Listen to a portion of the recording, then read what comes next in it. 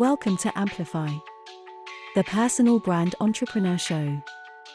Today on the show, Bob is speaking with Mike Allton. We are in a culture and a society today where attention spans are by nature very short. We are bombarded by billions of bits of information every day, from our environment, the television, to the radio, to internet ads, to emails, to notifications on our phone.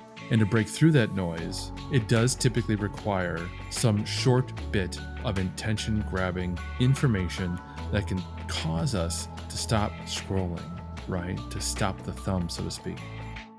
Hi there and welcome to the Personal Brand Entrepreneur Show, where every week I speak with incredible people who share what makes their business work. And if you're new to the show, take a second right now while you still have that device in your hand to subscribe. On most devices, it's super simple. So I look forward to welcoming you to the family. Now, this week, I'm really excited to welcome Mike Allton to the show. Mike is a social media polymath, virtual events specialist, all-round social media man about town. Mike, welcome to the show. Thanks, Bob. I really appreciate that you have invited me on here. I can't wait to have this conversation. So, Mike, I could introduce you, but I tend not to do that. I like my guests to introduce themselves because it just makes more sense. You know what you do much better than I do. So for the listener who doesn't know who you are, what you do, can you just tell us a little bit about who you are, where you are, and the kind of work you normally do? Yeah, so I'm in St. Louis, Missouri, right in the middle of the United States, and I've been working in digital marketing since the early 2000s, so 2 decades now. And for almost 5 years, I've been working with Agorapulse, where I'm the head of strategic partnerships, which means I'm in charge of our relationships, which is really about the coolest job in the world. I get to go have relationships with influencers, brands, product partners, Facebooks, and so on. But I also have the social media hat. That's the personal blog that I've had for over a decade, where I write about social media. And more recently, I've really leaned into the virtual event space, helping people understand how to leverage virtual events, that sort of thing. And I also have the 360 Marketing Squad, which is, on the one hand, a personal mastermind with myself, Jen Herman, Amanda Robinson, and Stephanie Liu. But we also have spun out of that a book, a membership club, consulting, speaking, and that sort of thing. So I wear a lot of hats. And I think that's really where I want people to understand where we're coming from in this conversation, because there's not very many people who have been in the business for 2 decades. And there's something about time which deepens and tempers skills. It takes things from the intellectual to the instinctive in a way that nothing else can. So I'm really looking forward to this conversation because there's not very many other people who have been doing things as long as you have. I really appreciate that you said that. And it reminds me too that in college, I didn't study marketing or business or anything like that. I studied history and computer science, which is like, wow, why did you study history and computer science? The computer science part was easy. Back then it was all programming, which was in essence problem solving. That's something I bring to the job every single day. But the history part is fascinating to me. I studied European history. That was my focus. But what it instilled in me, less about the knowledge of European history, that's not really in play today for me, but it's an understanding of how to tell stories, how to document stories, and how to have this view of how things are progressing over time, which is what really keyed me when you said that time phrase. I have an historical view of the development of social media marketing because I predate social media. I'm older than Facebook, and obviously a lot of people are older than Facebook, but not a lot of people, like you said, have been in digital marketing, but since before Facebook and LinkedIn and Twitter. So they don't necessarily have that deep understanding like I do of how these networks, how the very idea and concept and tactics of social media marketing and other forms of digital marketing have evolved over time. And that is really useful to me today when new networks pop up like Clubhouse, and I see people flocking to Clubhouse, and there's a lot of buzz about a network like Clubhouse. I can caution my audience, my clients, say, hey, look, I've seen this before. I know our history. as a culture, as technology, as society, maybe you should slow down and not jump into that particular network because, like Blab and Meerkat and so many others before it, it might not last. Yeah, no, you're absolutely right. And I think as well, having that historical perspective allows you to relax into the long game a little more easily. Too many people think of social media in particular as a short term play, that you need to see the ROI today. But actually, that's very rarely how anything works. Especially, I mean, you'll know this from your blogging background. For most people, a blog will feel like a waste of time for months or years until one day it's the one thing that has the clear blue water between you and all your competitors. It's the thing that drives your business, it's the engine. But you have to have that long term perspective. And social media is similar in that people often focus on the individual post, but it's the tapestry those posts create over time that actually has the biggest impact. Yeah, absolutely. So, moving from blogging, which to be fair, back in 2000, in terms of digital marketing, was essentially it. That was digital marketing back then. What do you bring from that period as an asset now, I guess, that allows you to tell stories differently? The question that I'm trying to ask is, blogging was where we were at in 2000. It was the meat and potatoes. Now in 2022, there's an awful lot of distraction. There's a lot of ephemera. How would you define the meat and potatoes or the fundamentals of digital marketing now? What's the most important ingredient that people should get right before they start worrying about any of the peripheral stuff, like perhaps TikTok, like perhaps Clubhouse or that kind of stuff?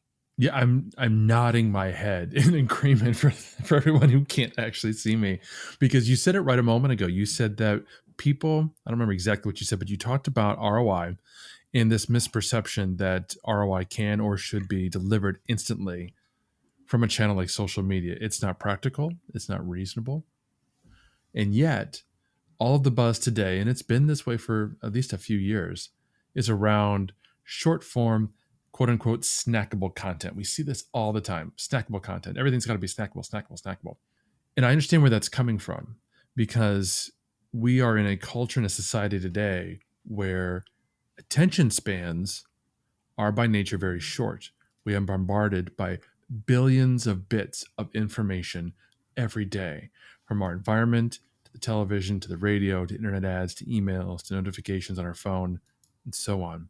And to break through that noise, it does typically require some short bit of intention grabbing information that can cause us to stop scrolling, right? To stop the thumb, so to speak. But the problem there is that there's too much of a focus on creating snackable content. So much so that for many people, for many brands who don't really understand the reasons, they don't understand the why, they don't get the engineering, they just see the tip, they read the top 10 blog posts, and they say, okay, I have to create short TikToks. So they go create short TikToks. They don't understand the why. And so all that they're doing is creating snackable content. There's no long form content to back that up. And that's the problem. You have to have more information in order to actually persuade your audience. And that's really the key to marketing.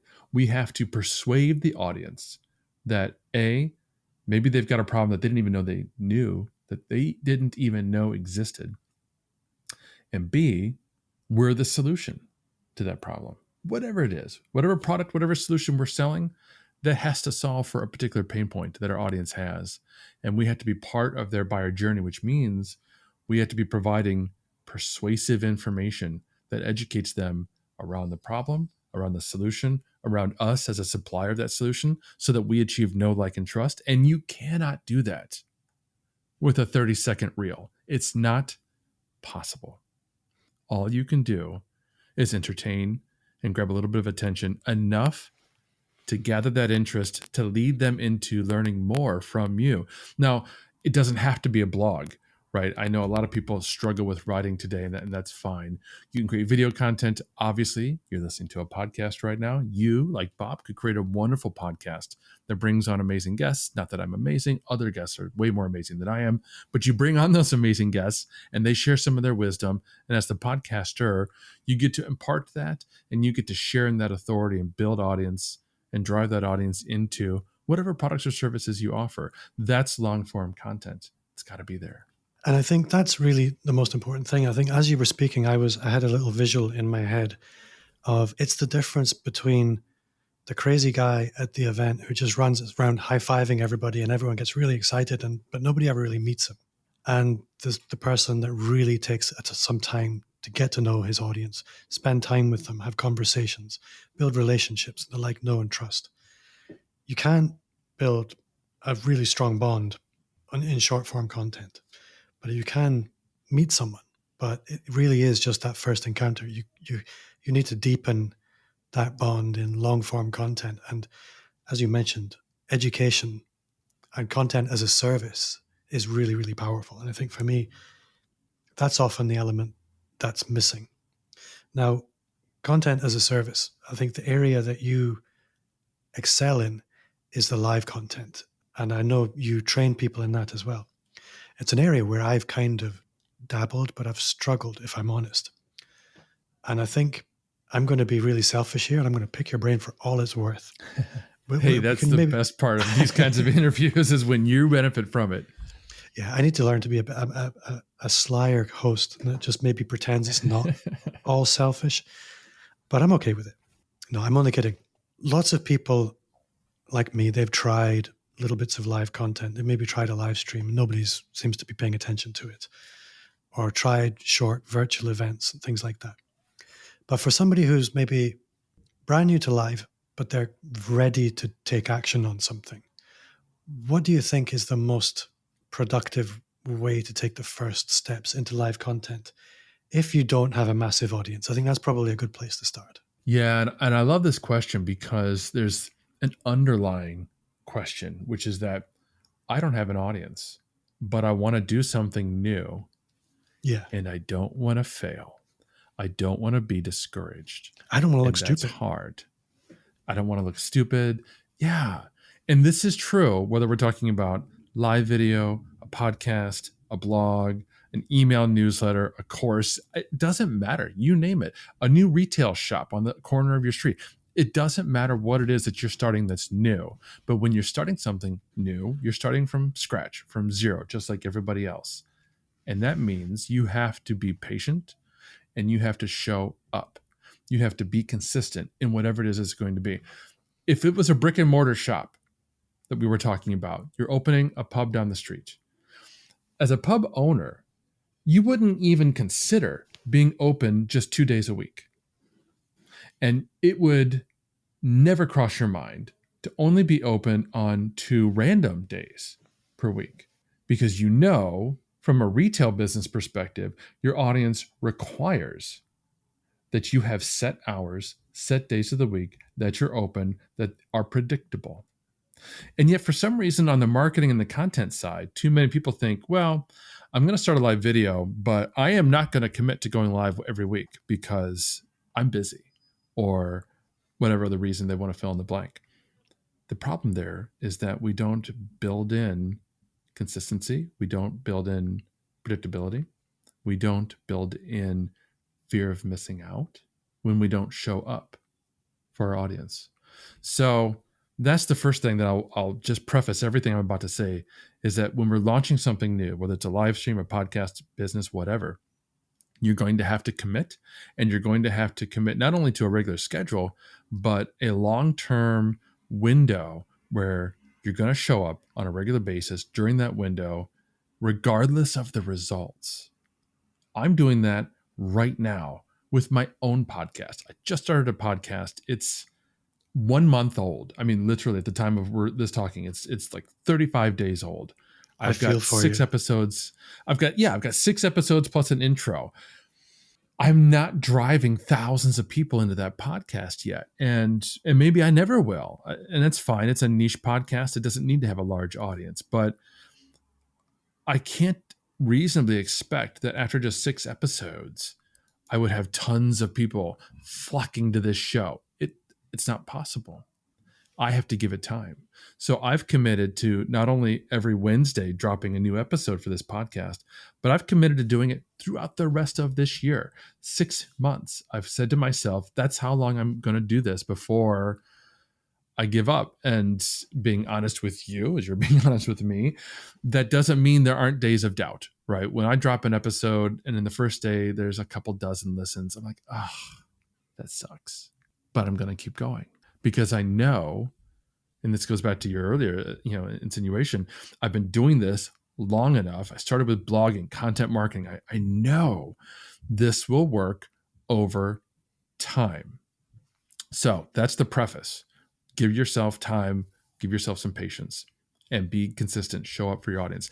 Now, when it comes to video, there's a lot of ways that you can approach it. And if you're not comfortable on camera, get comfortable on camera.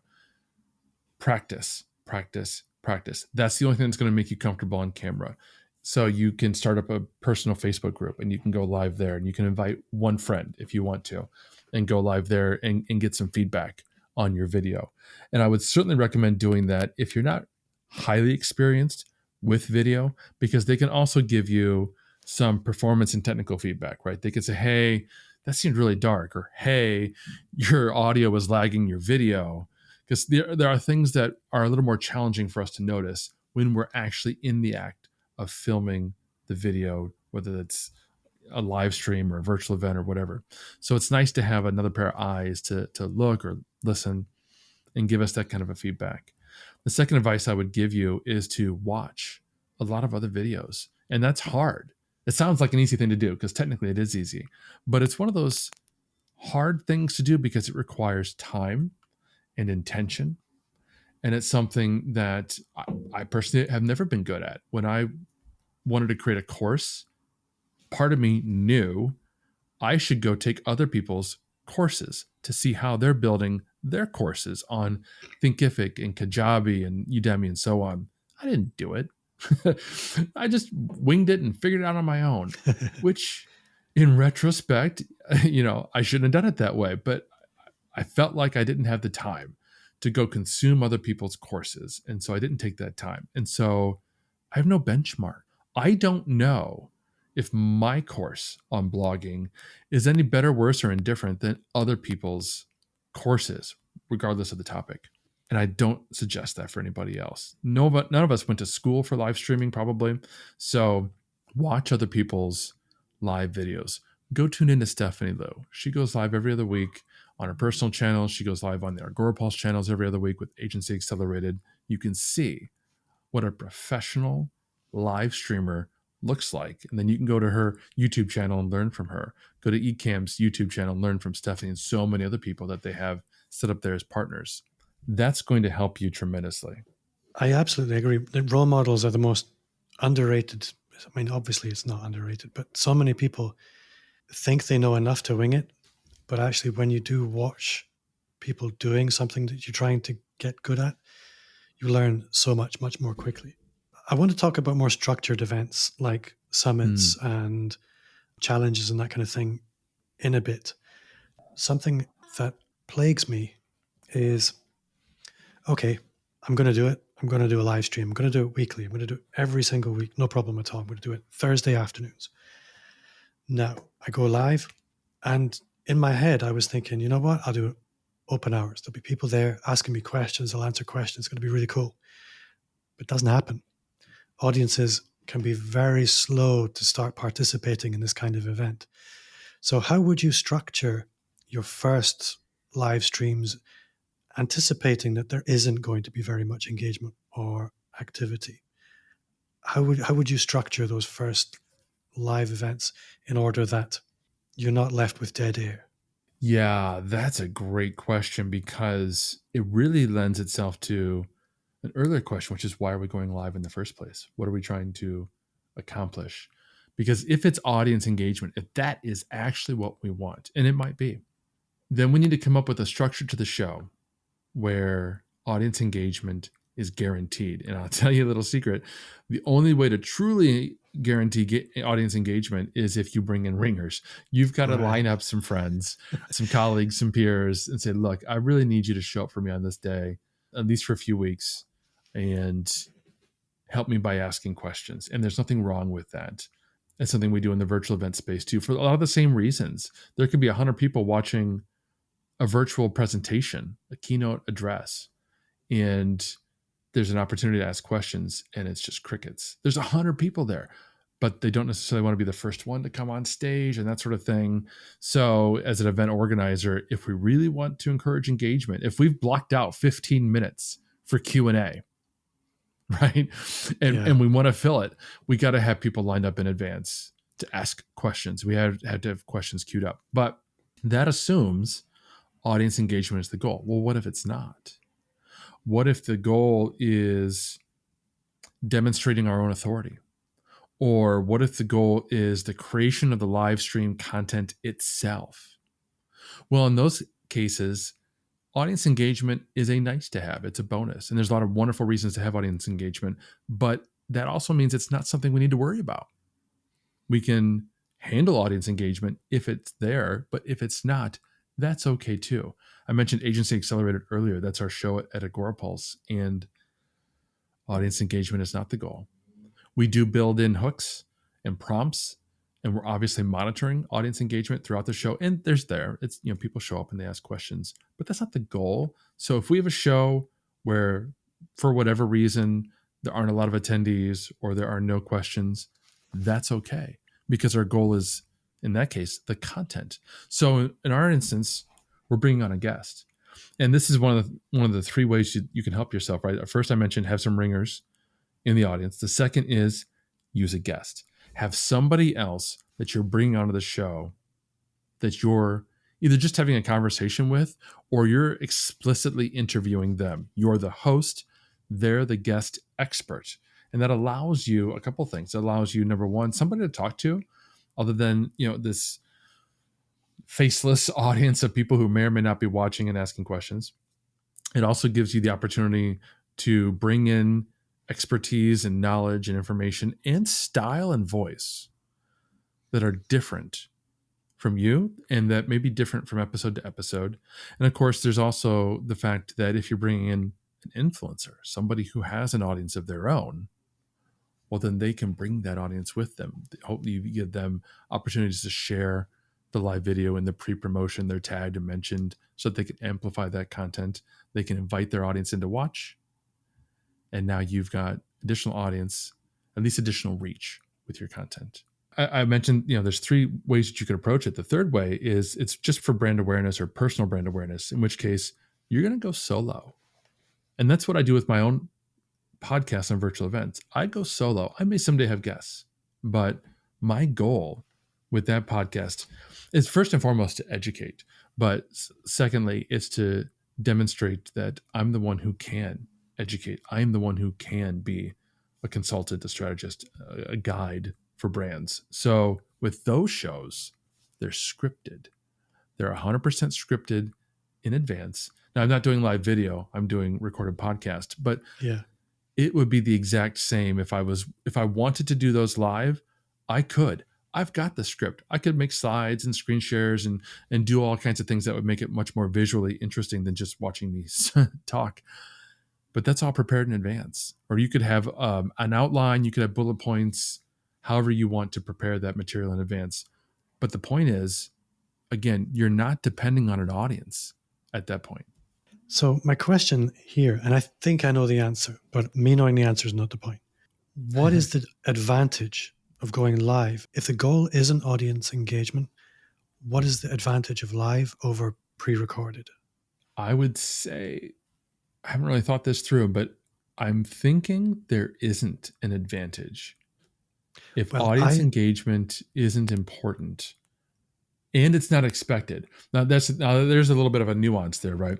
It may not be a goal, but if you know you will get it, well, then there is an advantage there because maybe it's not a goal, but if I know people are going to watch and they are going to comment on my live stream, then I know as a social media marketer that when I go live to Facebook, Twitter, LinkedIn, YouTube, and so on, and I get engagement on those channels, those networks will push that content out to even more people. So there's greater reach. And additionally, there's no editing, and people know it's live. And so your requirement to be on point as a presenter is far less. People know it's live. They don't expect a super polished performance, so to speak. So I think just because there's less moving parts, it's actually more likely to get done. And I think the fact that it gets done is what makes it very appealing. Because you know That's yourself, a great point. if you're trying to do a YouTube channel, well, you have a lot of things to worry about. You've got scripting, you've got shooting, then you've got to edit it, and then you're going to procrastinate at that point.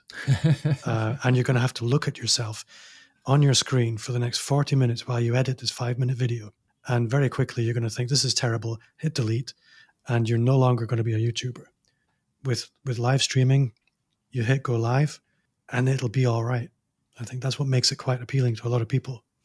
Yeah, you you really hit it on there. It's the same with podcasting, right? I mean, I record a 10 to 20 minute podcast on the weekends, and then I spend hours editing it. And that's the most grueling part of my weekend right now. And someday I'll outsource it, and that'll be the happiest day of my life. Well, But I would love to help you bring that closer. Delegating the podcast editing was the best thing I ever did. Yeah. So let's talk about more structured virtual events then. So things like challenges and summits, because I think this is where you spend most of your time helping people grow. So here's a good question. Who is the kind of person you're normally working with in this space? Where are they in their business? And where do you help them go? Yeah, typically I work with B2B SaaS companies. So I don't do much B2C. I don't do nonprofit organizations, because B2B SaaS is where my experience lies. Specifically because with B2B SaaS, we're usually looking to events like webinars, live summits, and so on for lead generation and sales funnel development. So the goals are typically the same. And those B2B SaaS companies are typically ones where they've done few, if any, webinars, virtual summits, so on. They know that it works, and they want to be successful their first time out. They don't want to spend thousands of dollars and get 100 people to show up.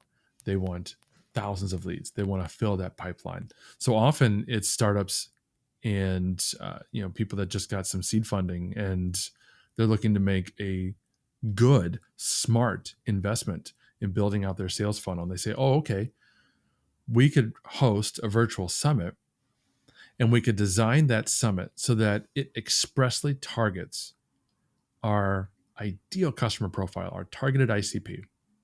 And when we're building this event, we can have registration that qualifies them, and we can have content that further qualifies and engages them. So now, after the virtual summit, we can share with our sales team thousands of leads, and those leads have already been qualified.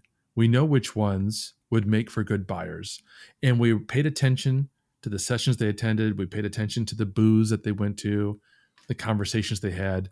And so we can further qualify them and say, hey, look, 50% of the registrants are qualified buyers. And of those, here's 20% that they're warm. They're warmed up. They are ready to buy because they hit those 3 sessions that are all about the solutions that we offer.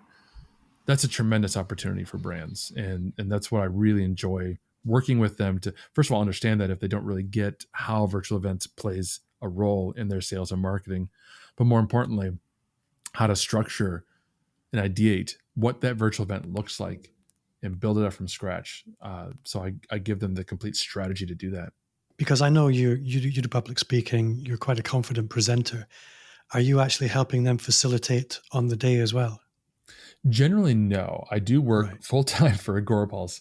And so I typically don't have bandwidth to do remote live production of other people's events. I produce our own events at Agorapulse.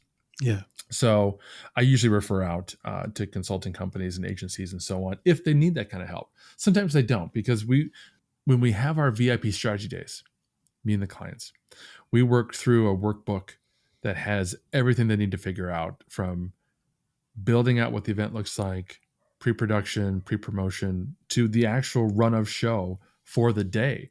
We have run of show for each individual session, assuming they're live sessions, and a run of show for the entire day overall so that they know what's going on. Often at that point, they walk into Monday with everything they need to actually run the event themselves. But if it's a multi-track, multi-session type of live summit, right, where they maybe have 40 speakers and they're running 3 or 4 at a time, well, they need some help for that. And that's definitely where we can find you a good agency to assist. So if I was thinking about doing something like, say, a one-day challenge or a summit, what would be the 3 things that you would warn me about not to screw up? The 3 things that you see people forgetting every single time. There's definitely 3 or 4. These were the first episodes of my podcast, in fact, very deliberately, because What I is wanted your to tell podcast clients, called, by the way? It's called the Virtual Event Strategist Podcast. And the first 4 episodes highlight these areas because those are the most critical areas that I wanted everybody to think about. The rest of the podcast episodes is very topical. Maybe it applies, maybe it doesn't. So number 1, you got to understand your why. Why are we having a virtual event in the first place? What are the goals? What's the purpose? What are we trying to accomplish? And we really need to drill down into that. It can't just be leads and sales. It's got to be much more specific than that. When I'm sitting down with a client, we will spend an hour or more flushing out, why are we doing this? Because if it's just leads and sales, well, why not paid media? Why not ads? Facebook ads are cheap. Why aren't you doing Facebook ads? What is it about virtual summits or a challenge or whatever the case might be that you think you need to do it? Or, flip that on its head. Why do we need leads and sales? What does that look like? So we spend a lot of time on that because it's got to be thought through. Everything else that you're going to decide about how you structure your virtual event has to come back to the why. You mentioned audience engagement before, right? It's a very typical thing with live video. We want people engaging. We want people asking questions and reacting to the video and that sort of thing. And you could argue that we need the same thing inside of a virtual event. Why? What does audience engagement have to do with why we're putting on the virtual event in the first place? Maybe it doesn't matter. You won't know if you haven't figured out your why for the event, right? Yeah. When we're thinking about what platform we need to use, because there's a lot of choices, you're going to have to pick one. If you've never done a virtual event before, you've never heard of Hopin or Glisser or Hoova, so many options. And if you don't know your why, and the other couple of things we're going to talk about in a second, then you're going to struggle to make a selection that makes sense for the kind of event that you want, that actually accomplishes whatever your goals are. So figure that out first. Second, you got to know who it is that you're trying to reach. And that's got to be specific. The more niche down you can get with your target audience, the more successful your event is going to be. And quite frankly, the easier it's going to be. And I say this from personal experience. The first few events that I put on were just broad social media marketing. Social Media Success Summit was the alliterative name that I came up with it. And I even went so far as to allow people to talk about things that had nothing to do with social media specifically, like blogging and content marketing and digital ads. And I mean, these were very tangential to social media marketing. And I was saying, oh yeah, if you're interested in social media marketing or digital marketing, you should come to my event. And that was okay. We had, 1,000, 2,000 attendees. That was okay. But when I start talking about a vertical like LinkedIn, when I said, hey, we're going to do a summit just on LinkedIn, and every topic is specific to LinkedIn in some way, LinkedIn ads, going live on LinkedIn, so on and so forth. We had 4,000 attendees. That was one of our best events ever. And then we switched it and said, okay, let's target a very specific audience. Let's only target marketing agencies. And then we started to refine it even further and say, you know what? We should only really be focusing in and honing in on marketing agency owners. Now we structure an event where all the content is specifically for owners. And that helps us create copy for the landing page. You have to be able to do this. You have to be able to tell people what your event is and what they're going to learn. And if you've determined your why you're doing it, and who you're talking to, now you can write specifically to those people. Here's what you're struggling with. We totally understand. Here's how we're going to help. We've brought together these 8 speakers who are going to help you get out of your business so that you can take a vacation for the first time in 5 years, because we know you haven't, because you haven't put in the processes and scaled your business so that, the business can run itself with you at the head. Those kinds of things. You can write to those people. I could not have put that kind of a sentence. It would have been a much better sentence, but I could not have put that kind of sentence onto the face of that very first event that I ran, because I was also talking to social media managers. I was also talking to boutique agency owners and so on. And you mix up those audiences like that, it becomes much harder to speak to them. So Yeah, that's the you second tighten thing. it You up. got to have that audience. Yeah, it makes it a much more meaningful event when you tighten it up as well.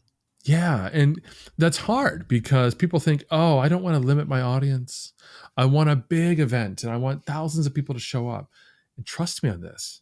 The more focused you get on who you're talking to, the more successful your event will actually be. It's a little bit counterintuitive, but it's true.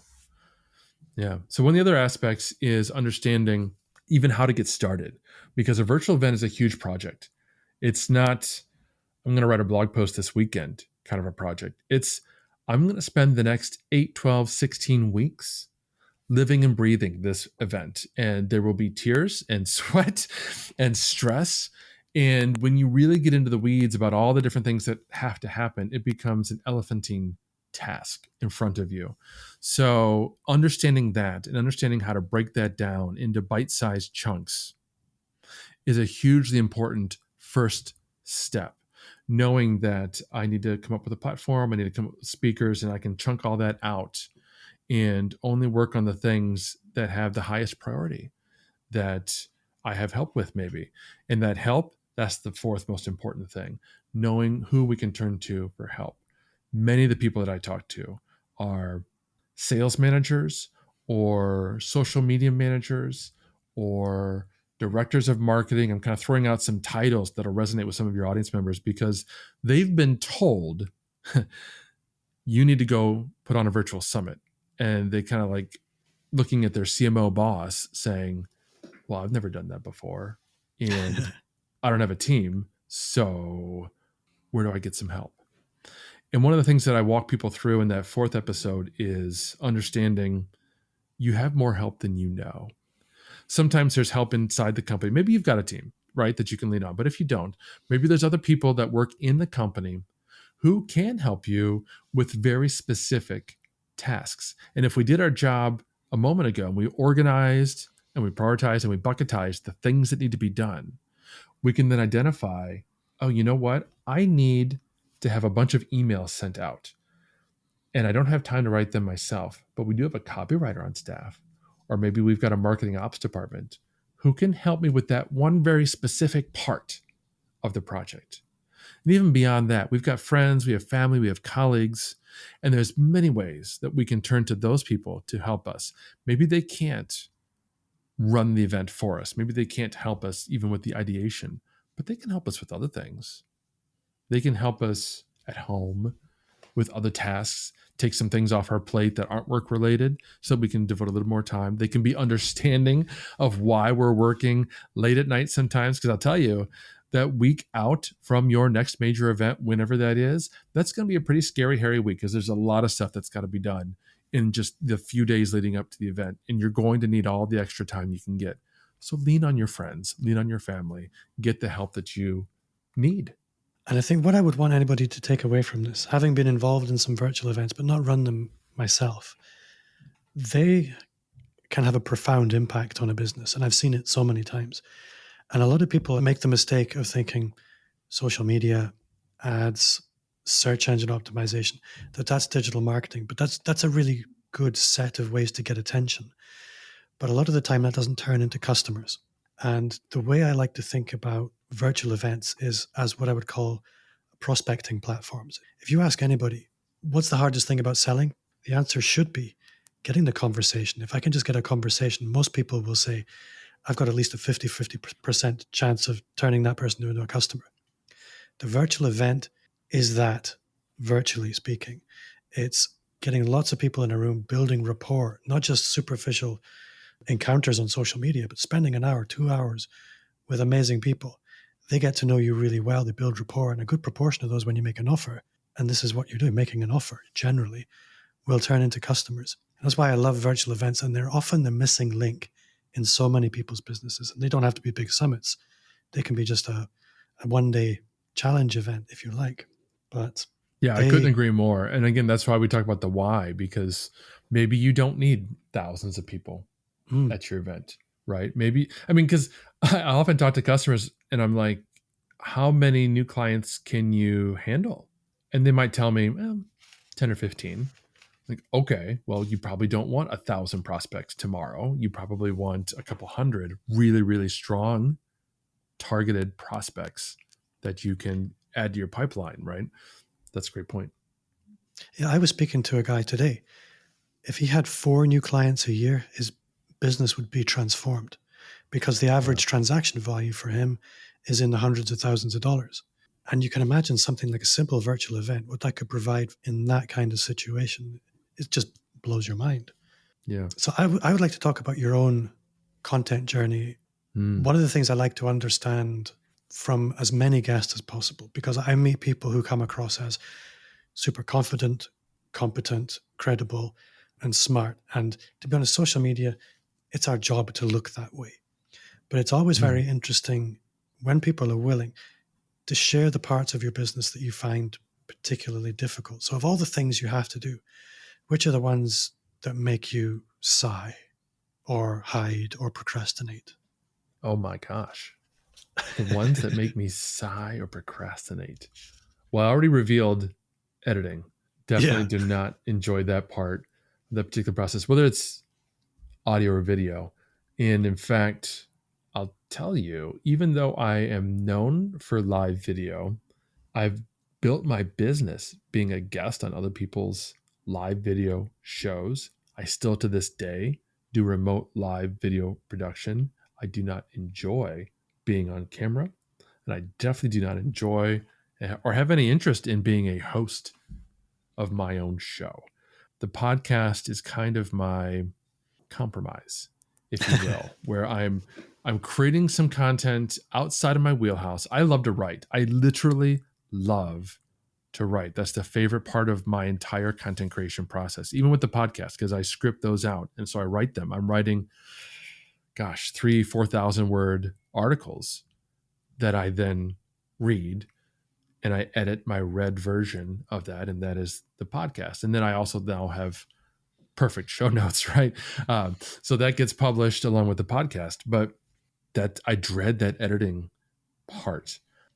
And I definitely, like I said, I would not want to do much more live video than I'm already doing. I'm doing 2 shows per month, remote live production.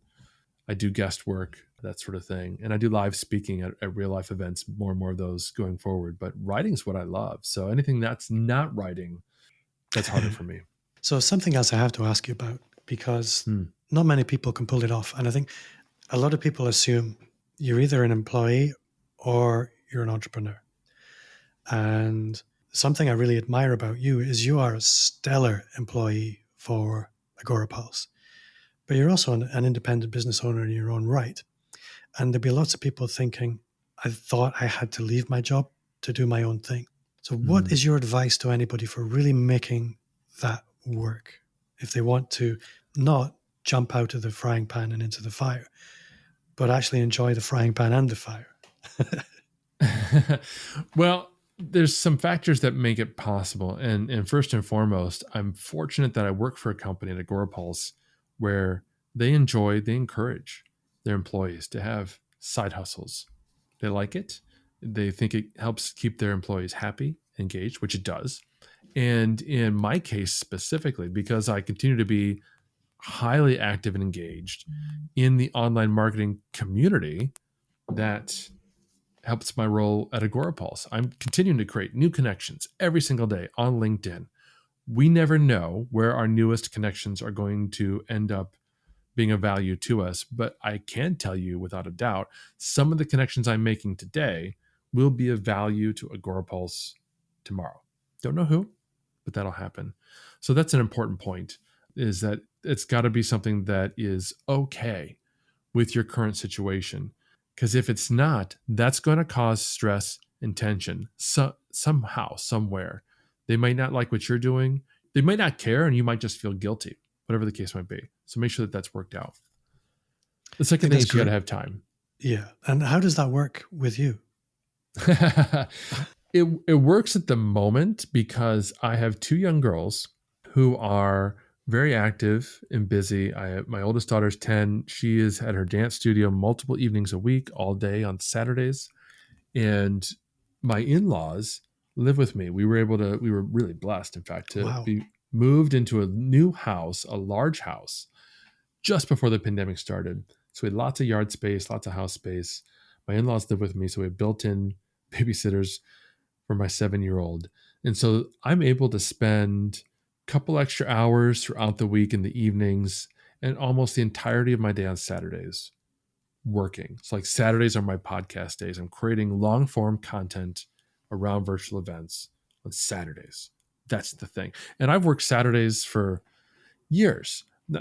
Take time off when I need to because it's a super flex schedule. That's often when I devote to clients. If I've got a client who wants to do a VIP strategy day, that's when we take like 3 to 6 hours, right? And we go through everything, soup to nuts, that they need to know for their virtual event. I'm going to book them on a Saturday because I already know I can give them that entire day. I don't have meetings scheduled.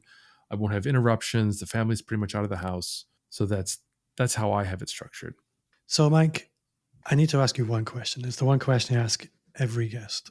And it's, what's one thing you do now that you wish you'd started 5 years ago? I'm laughing because, well, first of all, there's a laundry list of things that I should have been doing 5 years ago. You could talk about the podcast. You could talk about personal habits. I recently got certified in NLP. I wish I would have done that sooner. That has had already such a profound impact on the way I think, the way I approach professional relationships, personal relationships, clients, coaching, and so on. But I think the one thing that I should have done a long time ago, and I should have known to do a long time ago, and that's the real trick, right? Something I should have known to do a long time ago, and that is to niche down. I'm doing it with the virtual event business and the virtual event consulting. It's something I never did with the social media hat overall. If you just go to that blog, the blogs are written for anybody who wants to know about Facebook, about Twitter, about online marketing. And that's too broad. I already said, if you're doing a virtual event, you got to niche down. Well, I should have known that. I should have taken my own advice. So now I know, okay, with the virtual event consulting, I'm not targeting colleges. That's not to say I couldn't help a college if they came to me, but I'm not targeting them. I'm not speaking to them because their kind of virtual event is going to be different from the kind of a virtual event I'd put on for Agorapulse or that Ecamm would put on or somebody like Ecamm. So those are the clients I've worked with in the past. Those are the clients I am talking to today in all of my content. B2B SaaS companies, that's who I'm talking to. I've narrowed that niche down, and I know from my experience, from everything I've studied and read, and the excellence that I've mirrored from other entrepreneurs in this space, when I pick a very specific audience and a very specific problem they're having, they've never done a virtual event and they don't want to look stupid, right? That's their problem. That's their fear. I can help them with that. Now, when I'm speaking in my podcast, when I'm speaking on this interview, right? If there's a B2B sales manager who's listening to this interview right now and their boss just told them that they need to put on a virtual event, they just got shivers because I just spoke to them like in their soul. They're afraid that by this time next year, they will have been fired because they failed at putting on the kind of virtual event that was expected of them. That's powerful. And that's something I should have been doing many, many years ago. That's an awesome answer. Mike, if people want to get in touch with you, if they want to connect with you, how would you like them to do that? The easy way is social media. I'm Mike Allton, Allton. Yes, 2 L's, please. You can find me on Twitter, LinkedIn, Facebook, all the grams and networks there are. Most of my networking profiles are open. You can message me, you can follow me, whatever you'd like to do. Or save yourself a little time and go to thesocialmediahat.com. And that's where you can learn all about me. You can follow my content, sign up for the newsletter, whatever you want. Mike Allton, you have been an awesome guest, very, very generous with your knowledge. I've had a great time. Thank you so much for your time, and I can't wait to see you again. This has been a real pleasure, Bob. I appreciate you having me on, and I hope that your audience has picked up something from this. And if any of you have more questions, by all means, reach out. I'm happy to answer.